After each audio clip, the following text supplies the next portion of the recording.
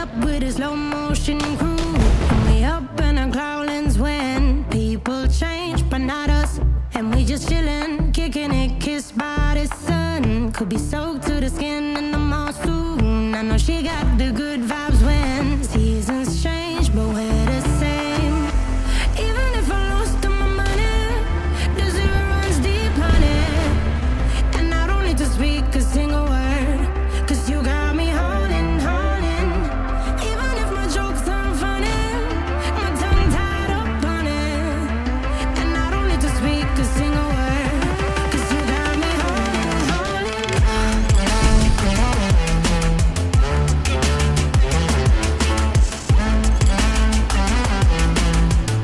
'Cause you got me holding, holding.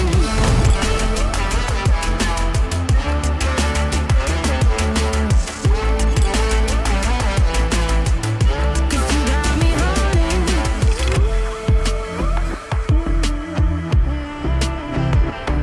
And I'll be running, possessed by a low, low voodoo. Fired up like a wolf on the full moon. And we're stuck in a la la land. The tides will turn without us. And I'll be killing time like I might be a cartoon. Take it in real life like haiku. I know we got the good vibes when pieces fall right into place. Even if I lost all my money, the zero runs deep, honey. And I don't need to speak a single word, 'cause you got me holding, holding. Even if my jokes aren't funny, my tongue tied up on it. And I don't need to speak a single word, 'cause you got me holding, holding.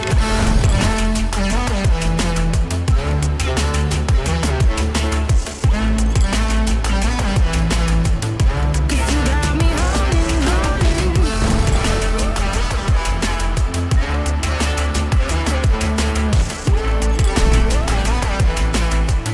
Cause you got me holding. Play me like a bass guitar. Simmer down and mess me up. Tripping like I'm Jimmy at Woodstock. Drive me around in your red Ford. Shivers down my spinal cord. Cause you got me holding, holding. Even if I lost all my money, the zero runs deep, honey. And I don't need to speak a single word, 'cause you got me holding, holding. Even if my jokes aren't funny, my tongue tied up on it. And I don't need to speak a single word, 'cause you got me holding,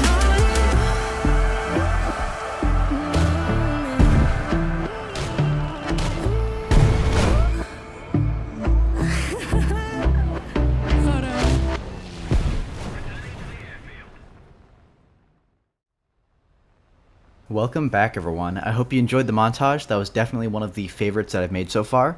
Today we are talking about the Me-262 A1/U4, or the Narwhal, which is at a battle rating of 6.3 in the German text tree. I'm going to get straight to the point. The Narwhal is fun to fly, but it's also really frustrating at times. If you are a casual War Thunder player who doesn't have the best aim, I would not recommend this plane. The most glaring problem with the Narwhal is the armament. The 50mm is extremely hard to aim, and the damage is also inconsistent. The amount of hits I've gotten with the high explosive shell, that is nearly half a kilogram of TNT equivalent, by the way, it makes no sense. The Narwhal does have two other belts of APHE and HVAP-T rounds, but I found those to even be more less consistent. I use the air targets belt with the HE because that one seems to do the most damage, but HE doesn't actually have a visible tracer, so the gun becomes even harder to aim then.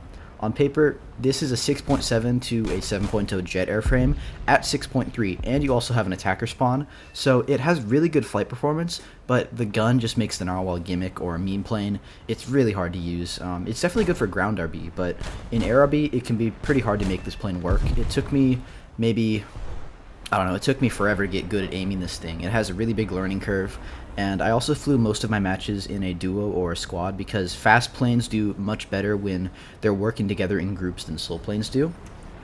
In 6.7 matches and below, you're going to be faster than everything, so boom and zoom is going to be the go-to strategy. But in up tiers, things get a lot more complicated because you start running into jets, and almost all of the 7.0 jets are going to be faster than you. F-84s and F-89s will be an absolute pain to deal with in this thing because they're just faster, they can run you down, they can run away from you. But F-80s are even worse because they aren't just faster than you, but they also turn and climb better. God forbid you get a full up tier to where you will run into F2Hs, Su-11s, MiG-9s, which will dish out Ls to you like without even trying. But I've gotten very few full up tiers to 7.3 in this plane, which is pretty lucky. It's mostly about a 50-50 split between 7.0 matches and down tiers, which I find to be okay with the attacker spawn giving you a boost in energy. My main strategy in up tiers is to either focus the jets first or just stay as far away from them as possible because they will ruin your match if you don't play it correctly. Dealing with props isn't too hard because you are just so much faster. You just have to be careful of getting too slow with props because they just perform better at low speeds. Props like being at low speeds, jets like being at high speeds, so you just perform best at high speeds and need to abuse that. Since most of the planes you are going to be fighting are superprops, you'll tend to meet them at around the same altitude if you climb in at around 500 kilometers an hour IAS, as long as they don't spawn on the ground. But currently a lot of the maps have fighter air spawns. I don't know why Gaijin chose to change this, but if I want an air spawn and a fighter, I'll go play arcade. But that's besides the point. If everyone gets an air spawn, the attacker spawn advantage of the Narwhal is eliminated, so you will have to side climb. I would recommend that you climb a bit off center for every game though, because this plane is not very good at head-ons, and if you meet several props climbing together at the same altitude, which are all going to they all have better armament than you will not be in the best position, so flying to the side and then circling around the props, and then attacking them from behind is the best option. The main advantage of the Narwhal is going to be the top speed. You will outrun every prop you face, but since you're a low tier jet that has pretty crappy engines, running away from props can be difficult if you are going roughly the same speed. The acceleration of low tier jets is relatively slow compared to all of the props at this BR, so if you don't keep your speed higher than the props, you will be at risk of being caught. And if you do get caught, surviving is not going to be very easy either. This thing has a really weak damage model, and it's extremely common for the engines and the wing roots to be either crit or set on fire with a single 50 cal. Today's video has several examples of energy traps and boom and zoom situations, but not that many full matches because getting an entire match without any large cuts in this plane is actually pretty rare. Most of the matches have large gaps in between all of the action because this plane is just really limited with its options. The Narwhal is kind of a one-trick pony, so to speak. It's only good at boom and zoom, but at the same time actually getting the kill on somebody is really frustrating because the gun is so difficult to aim. Many situations with boom and zoom will involve making multiple passes on people, and this causes the plane to have to be played in a way that is a lot slower than most planes, so most of the video is just going to be made up of those smaller fights, those smaller clips, and only a couple of full matches. This plane's flight model at 6.3 is criminal, but actually having any game impact is a challenge because fighting people takes forever, and by the time you have some momentum built up with a couple of kills, most of the time the match is just going to be already over. The Narwhal also doesn't have much impact in furballs or multiple versus one situations either, because it only has the armament and the flight performance suited to focus one person at a time. Alright, I've talked enough, let's hop into the footage. So we're going to start real quick with some examples of the gun not really working. As you can see, I just shot an F7F right in the belly, and it did not kill him. I shoot a J2M3 on the wing, and I have to shoot him twice in the exact same spot for his wing to fall off. And this next clip is going to be of basically shooting directly into the cockpit of a Spitfire LF9. I'm going to slow it down right here. Right here. It's right behind his cockpit, and it gives me a hit. And that's just kind of the reality of this gun. All of the belts are going to do this, but this is the HE that I'm using, and even though I'm getting hits like this, I still found it to be the most consistent belt out of all of these. And this HE has, I think, like 430 grams of TNT equivalent, and if you're shooting a plane with that and you hit the plane, I think the plane should blow up, but I don't think it should be doing this. So I think War Thunder needs to kind of fix their crap when it comes to this stuff, but that's besides the point. It just kind of makes it even more frustrating than it already is to fly. But this is going into some energy trap examples, some boom and zoom, and this is an F-84B. So I did start out a bit higher than him, and I can go above him like this without really worrying that he's going to get a shot on me because the F-84 is super sluggish at low speeds, way more than I am. and his stall is going to be much harder to kind of control than mine is, and I can just come down on top of him like this, and I'm going to get a shot here. Luckily, I ended up hitting his wing, and I actually get severe this time. And yeah, jets are, I guess, stronger in the terms of their damage model.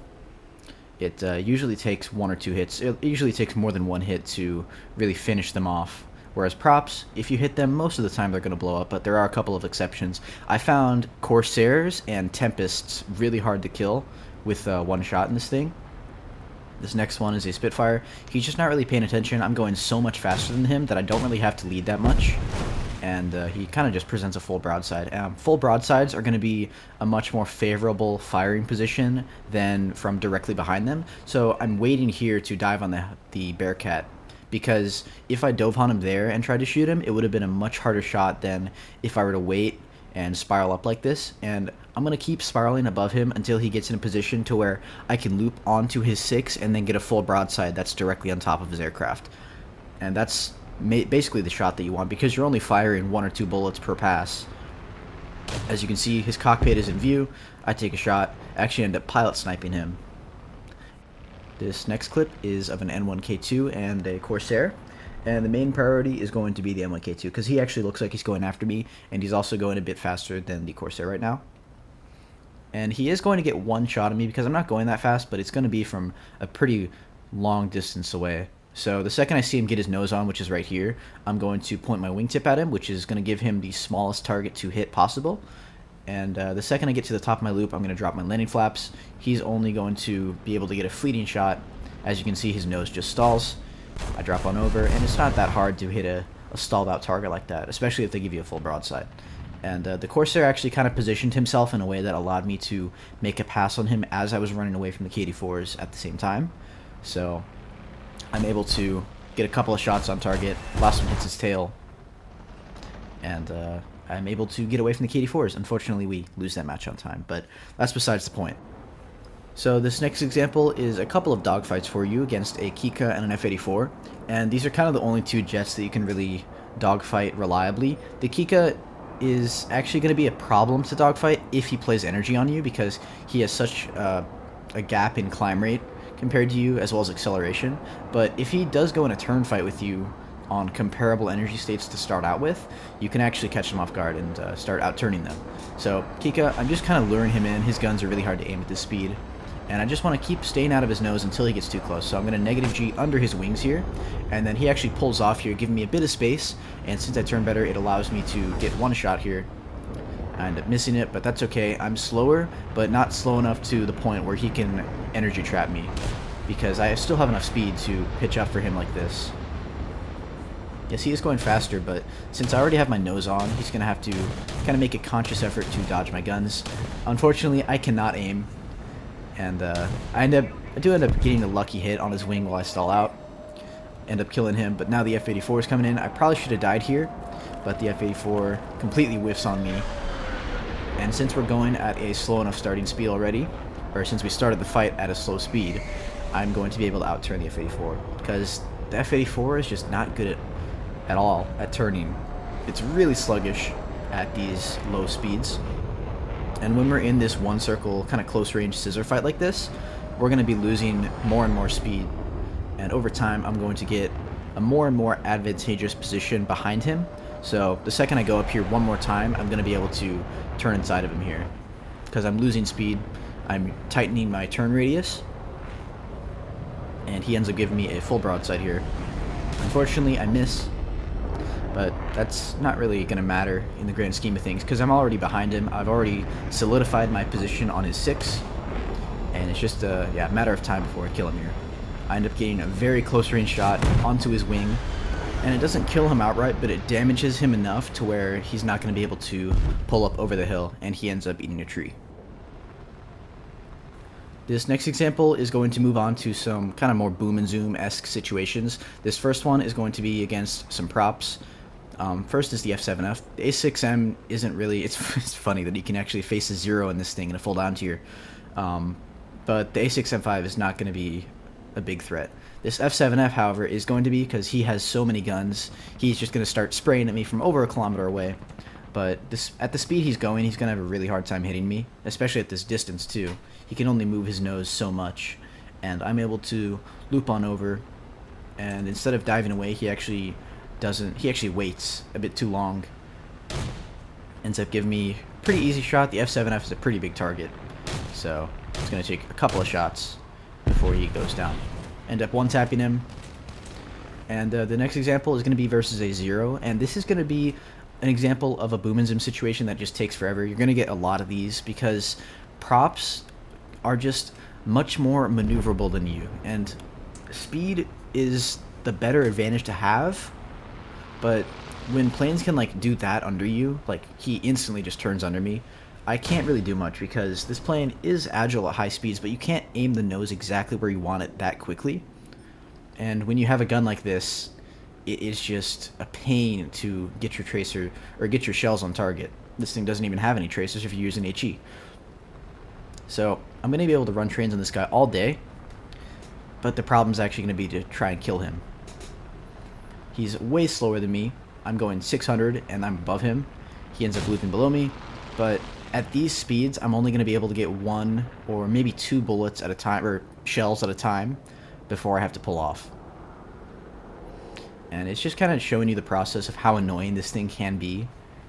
Because, yeah, you have way better flight performance, but you don't have the armament necessary to be able to kill them quickly. I have so much more energy than this guy, but the second he keeps looping below me like this, I'm only able to get, yet again, one more shell before I have to pull off. But the more we keep doing this, the more he's going to run out of energy, which does help the situation because he's going to be, every pass, he's going to be slower and slower until the point where he's going like, what, 300 or something? And I'm still going to be faster than him. But yeah, planes like the 0 are especially annoying to hit because they have such crazy turn rate. I end up hitting him here in the tail at the very last shot because he just wasn't really going that fast. But yeah, the planes like the 0 and the Spitfire, which is going to be in this example here, are, again, the hardest aircraft to hit because they turn so well.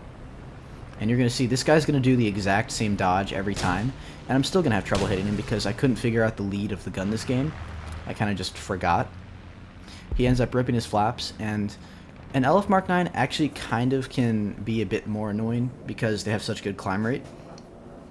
So if you're not that much faster than them, they can actually prop hang you for a while, which can be annoying because, what's it called? They have some pretty fast 20 mils, they do some damage to you. You don't have a very strong airframe for taking damage, so you have to be pretty careful about how you approach these situations. You always want to be behind them like this, and you always want to look for a broadside attack. And again, he's going to do the exact same left turn every single time, and then it's going to take me forever to hit him because I just, again, cannot figure out where to aim. I don't have a tracer, and he's going to get one shot on me here. Luckily, I only get hit by the 7.7, but if that was a 20 mil, that probably could have ended me. But I'm just going to extend away. And there's really not much he can do, but there's also very little I can do to be able to get a shot on him. It's kind of like the P-38K in a way, because you have all the flight performance necessary to keep the boom and zoom going, but actually finishing the job is the hardest part. Actually getting the kill on the enemy is the hardest part. So, yet again, directly on a 6, he's going to do another left turn. And this time I'm going to ignore him because I want him to...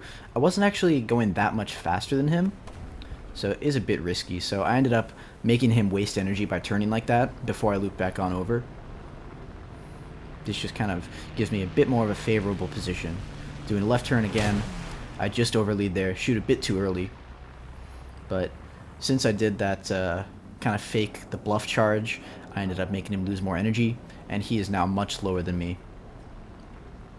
So I'm going to yet again take my time, and this is kind of the going into the part where you have to play this plane really slow, because situations like this where you cannot hit an aircraft, they just take forever. And on this pass, yet again, I'm going to leave because I'm just going to slowly bleed him of energy until he has none left. And yes, it's a Spitfire, it accelerates and climbs really well, but in these turns that he's doing, he's going to lose a lot of energy. Spitfires are just kind of like that. They don't have very good energy retention while they're turning, but as you can see, he's really slow now, and I'm finally able to shoot him down. He's just not really slow enough. I can actually lead the gun at this speed, and I end up taking him down. Okay, we're going to move on to some examples that actually have me having some good aim here. This first one is going to be an LA9 and a Bearcat, and I wanted to go for the LA9 here, but the Bearcat was right behind him, and if I were to go for the LA9, I would have given a Bearcat directly, like, I would have had him directly on my 6. And this is, at this BR, this is the Bearcat with 420 mils, and he also has gun pods, so it was definitely the right call not letting him get directly behind me for a shot. I end up extending away after I kill him, and I'm going to ignore the LA9 because the Bearcat above me right now actually could get his nose on me, and yet again, if I did go for the LA9, I would have been in his gun sights. And that is just something you don't want with this aircraft. You want to avoid being hit as much as you can because the damage model of this plane is just not strong enough. And another thing that's important is actually getting separation here because props are really good at just kind of they have better turn than you at low speeds. So in this situation, I didn't get enough distance from this guy in the top of my loop to be able to get my guns on here. I think I was, what, 1.3 or 1.4 away from him. If I was 1.6 away from him at the top of my loop, I would have been able to get my guns on him, but I just don't have the turn rate to be able to pitch in there. We now have a Corsair below us, and I'm much faster than this guy, so it's not going to be too big of a deal to energy trap him. I just, again, need to make sure I get enough separation at the top of my loop. I need to be paying attention to the J7W now because he's also pitching up, and his guns are equally as dangerous.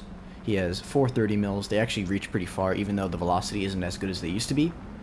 But I have enough separation now because he's not going fast. He's completely stalled out to where I can just flip on over, and he's going to be going maybe 200 kilometers an hour full broadside to me and unable to dodge while I come down on top of him. So he ends up going down. I'm actually able to hit that guy for once. I have a really hard time hitting J7Ws. Not just in this thing, but in any plane. I'm just not really used to the shape of their aircraft, I guess. But that's besides the point. Corsair, completely, he's just way too slow. I end up hitting him with one shot, taking his tail off in the second one, and extending towards the second Corsair, who is even lower than him. I'm going 800 right now. I need to kind of put my... I'm not going to go down directly on top of him yet, because that angle was just a really bad angle. I want to loop on over once I get behind him like this, because right now I have a full broadside, which is a much easier target to hit. I end up taking his tail off, and I think I end up pilot sniping him there too. And he's going to go down. And I can't emphasize this enough. Make sure that you position your pass in a way that is going to make the enemy full broadside, because you're only firing 1 or 2 shells per pass, and you need to make absolutely sure that you're going to be able to have the biggest target possible when you're making that pass. As you can see, I'm missing a lot of shells when I'm directly behind them because they're just a smaller target to hit. So I do end up taking him out, and yet again I get a hit on him before I kill him, which just kind of shows you the nature of this aircraft and the nature of this gun. It's not the most consistent. In this next example, we have a lot of clouds on a very dark map, so it's going to be pretty important that I keep an eye out for any props that decide to prop hang me. In this situation, the Corsair wasn't fast enough to be able to, and he also didn't have the position to prop hang me, so I end up being able to loop back on over, and he's actually directly in front of me after I get out of the clouds, which is a pretty nice thing to have. There's actually a VVC guy in the background, but I don't end up fighting him or killing him this game, so he's just gonna be kind of part of the background the entire time. I end up diving on a group of quite a few enemies actually, but the Spitfire is going to be the main priority. He is the highest, he is the slowest as well, and he's also distracted. So I'm going to be able to take a couple of free shots at him, end up taking his wing off, and I'm going to dive on the Sea Fury. He does look damaged, he's not going very fast, but it is kind of important that I make sure he doesn't make it back to base. So he's also just a pretty easy target, free kill. I end up taking him down, and now I can go for the F2G without really having to worry about anybody else, because this is the last fighter in the area. And he's also not really paying attention to me. He was kind of caught up with a couple of teammates that are shooting more dangerous armaments at him. I end up one-tapping his wing off, and we're going to hop into the next match. This is more of a hit-and-run example because I'm starting off below people. You don't necessarily want to be below people in this thing because props, first of all, they climb better than you. And being below somebody means that they can dive on you and pick up speed, so it'll be really hard to reset the fight if they do start diving on you. They'll have the positional advantage. I end up taking this Corsair out, and when I take him out and the Spitfire dives away, that means there's not really going to be many people above me now.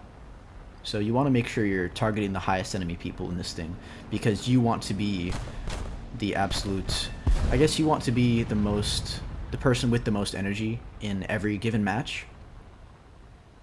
Because, yeah, just people above you just makes it really hard to quickly finish a match and finish fights. Because it just takes forever, and people love chasing this thing. So it's just going to take forever to get somebody off your 6. I end up going for the AM1, excuse me. End up one-shotting his engine and extending away from the M1K2. I'm probably going above his rip speed right now. I'm going 930. He's never going to catch me, and I don't even think his rounds can reach this far. So pretty easy to run away from him there. I am below all 3 of these guys, but I'm going really, really fast, so I'm actually at a better energy state. Because if they were on my same altitude by diving, they would actually still be slower than me. So I end up bluff charging the Spitfire because he actually got his guns on me too, and this plane is just not good at head-ons. You only have 1 or 2 shells at a time if you do decide to take a head-on, and I've only gotten 1 kill in a head-on, or 2 kills in a head-on with this thing, and both of them were in the montage because they're pretty rare. It's just not a good idea to take head-ons in this thing. I end up dodging the M1K2 and extending away because those guys just, since I'm going so fast, they can only get a shot on me for maybe like half a second. They only have a really small window, so I'm just going to ignore them because they're already far enough away from me, and I can just kind of kill this 82 in peace. And before I am able to turn back around, I'm fighting that Spitfire in front of me. The game ends up just being over. All those guys end up dying pretty quickly, but we're now moving on to the first match, the first full match of the video. And it's going to start out yet again being on about the same altitude as most of the superprops here. This is a bit of a smaller map, so we're able to be just slightly above them. And Bush is going to be doing the honors of baiting some people. So he ends up baiting 2 P-51s. These guys have kind of forgotten that I'm next to them.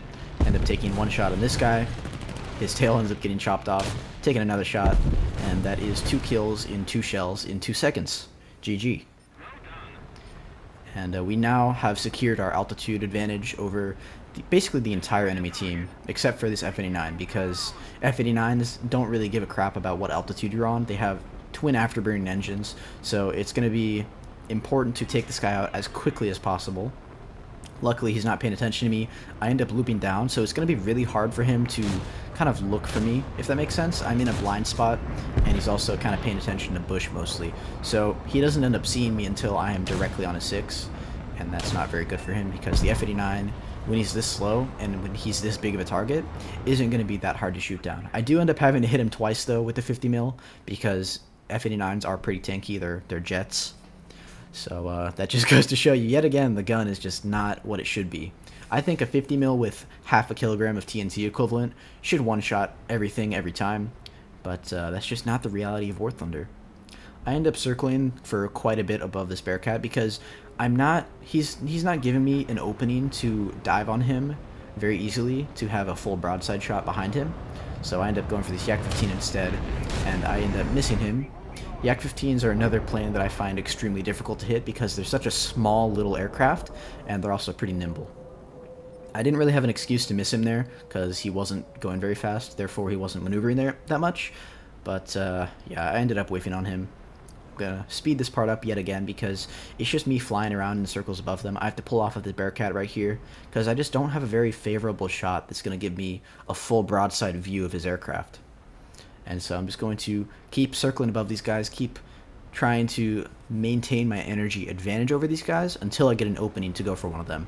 And right now, I go for the Bearcat here because he's not going very fast. He's paying attention to someone else as well, and he's also giving me a full broadside. Take 1 shot, miss. Second shot hits directly into the center of his aircraft, takes out his pilot, and just torches his aircraft.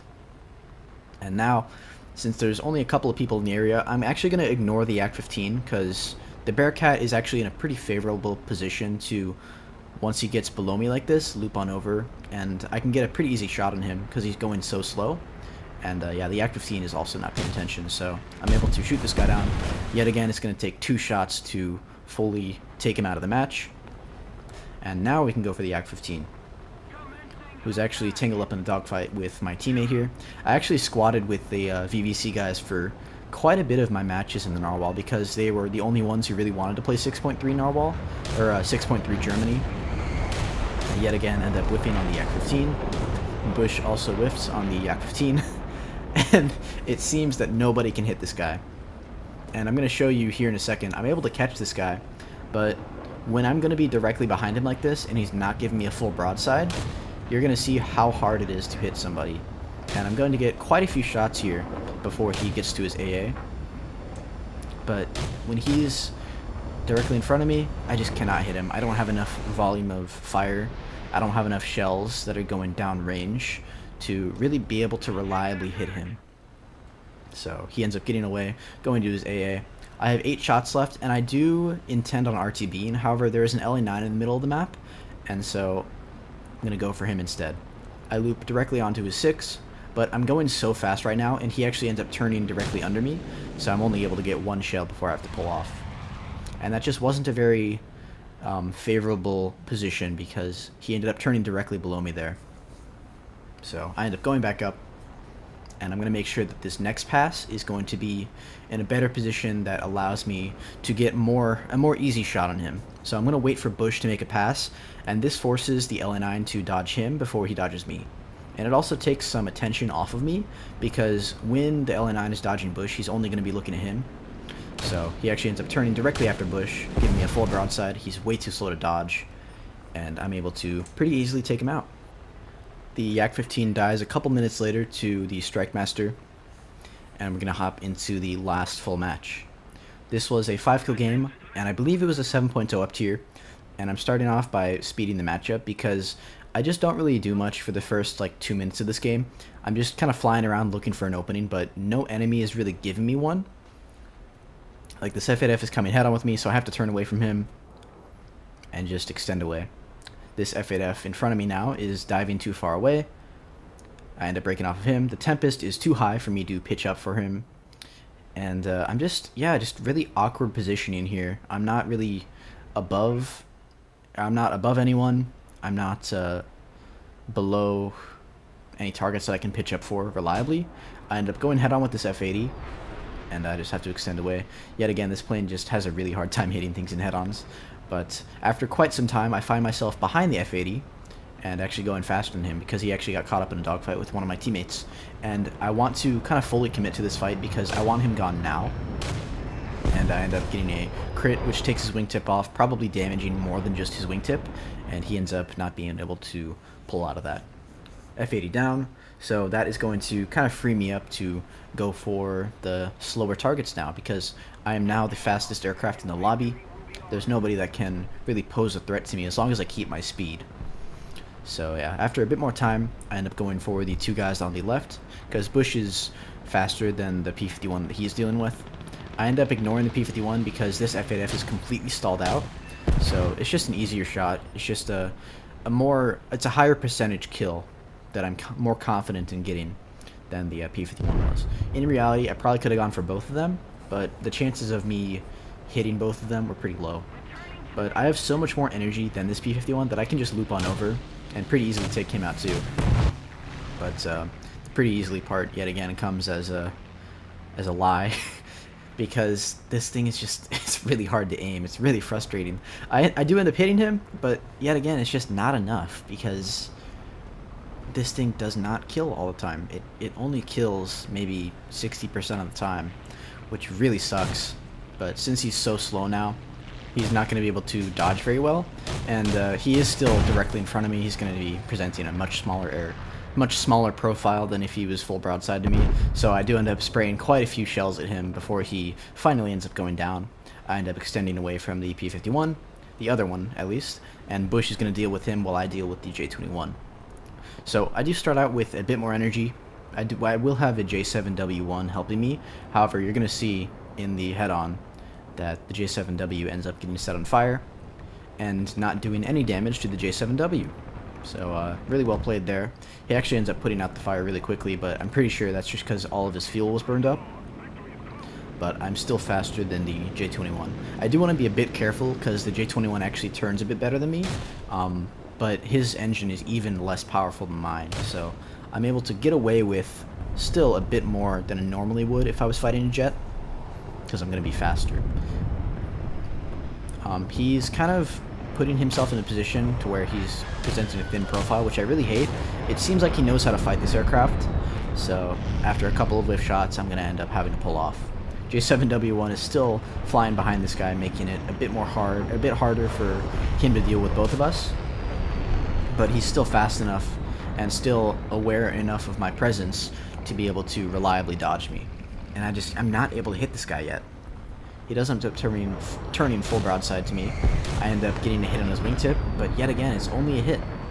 And I actually end up almost getting reversed here, but I have just enough speed and just enough reaction time to drop my flaps there to get out of his guns before he's able to shoot me down.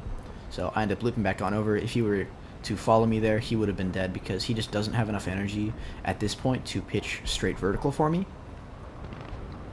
So it's only a matter of time. He just doesn't have the energy anymore to dodge. I'm able to take a wingtip off, but he's still flyable. However, in this situation, I need to go for the P-51 because he's undamaged. Bush is actually out of ammo. So if this guy RTBs or gets energy back, he's going to be a pretty big problem. But since he's so slow right now, I'm able to attack him while he's weak.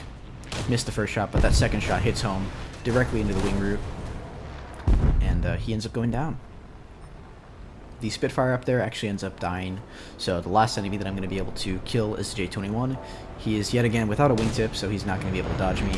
Last shot gets his other wing, and this time it's his entire other wing, so he now has no wings to work with, and he ends up crashing. But yeah, that's going to be the end of the video. I hope you guys enjoyed. Thanks for watching, and I will see you all in next one. Peace out.